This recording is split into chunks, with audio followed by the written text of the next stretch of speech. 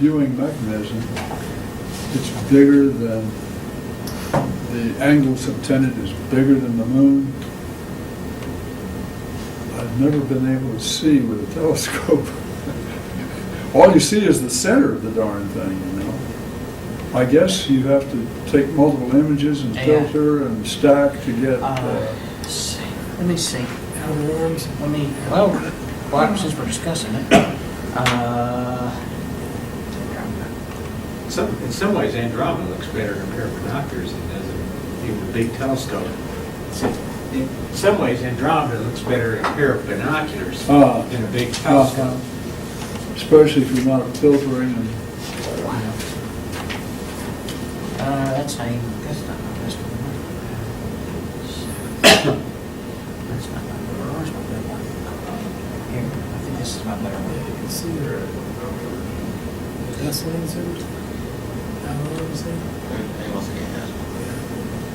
There you can see the spiral arms there. And you can see some, Yeah. this up in here is the full color. As you can see, this is where the images are. I've had to take it.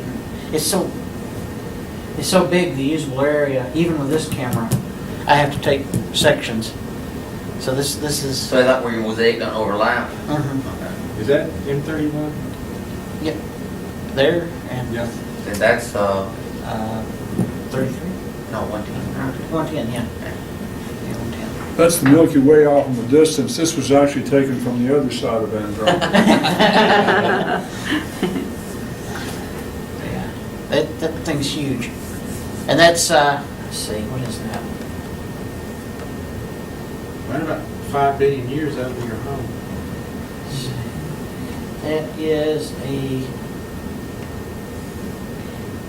That's comprised of 12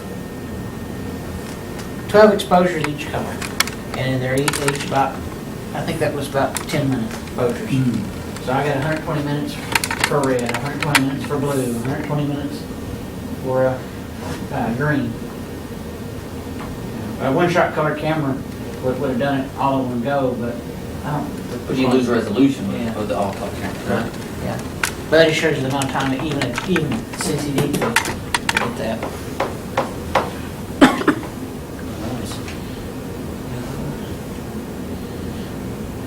I think that one was with my. No, that was with this camera too. You can see how blown out the center is. That's a 5-minute exposure. Does anybody know the distributed light that we see there? Are those from individual stars, or is this from gas, reflected light from gas? It's both. Yeah, it's going to be Well, both. it's certainly both. Because you can see the gas if you use, and this is a technique that when you see the commercial or even NASA, when you see, well, have you ever seen a Macintosh, the background Macintosh uses with Andromeda? You can see the nebulas in it because they use hydrogen alpha, sulfur. Go back to that light, the other picture. There's one nebula complex you can see in that last picture you showed, and I can't remember what it's called. But yeah, so the white we're seeing here probably is the stars. Yeah, that area you see in the upper right, right there. That's a very. I can't remember what it's called, but that's a big nebula complex. Now, see, if I had a hydrogen alpha filter, that would be in red, and that's hydrogen gas and dust. But I'd say most of the white probably is stars. Well, it's a star forming area right there. So Right.